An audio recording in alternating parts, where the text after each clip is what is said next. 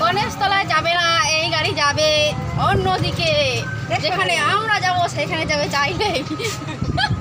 এই গাড়ি তুমি অন্যদিকে নিয়ে যাবে না, ঠিক আছে? আজকে লক্ষ্মী পুজো তো ছুটি দিচ্ছে না, আর কি করব, সব লক্ষ্মীরা তো পুজো করবে, ওইখান থেকে একটু ভাগ করে নিতে হবে, আশীর্বাদ মা লক্ষ্মীর থেকে চেয়ে নিতে হবে। আমি একা না পুজো করলে কিছু হবে না, কিছু করার নেই। মা লক্ষ্মীরা যেভাবে পুজো করছে, এবার মানে কি টাকার বস্তা আসতে চলেছে। দুর্গার আশীর্বাদে সবাই ভালো আছে, এবার মা লক্ষ্মীর আশীর্বাদে মানে টাকা পয়সা আসবে।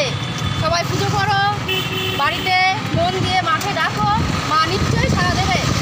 মন থেকে ডাকলে নিশ্চয়ই সাড়া দেবে। তোমরা যেভাবে ঠাকুরকে ভালোবাসো, তোমাকে অবশ্যই ভালোবাসবে তোমাকে, ঠিক আছে? আমি আর আমার দিদির জন্য একটু আশীর্বাদ করো, আর আমাদের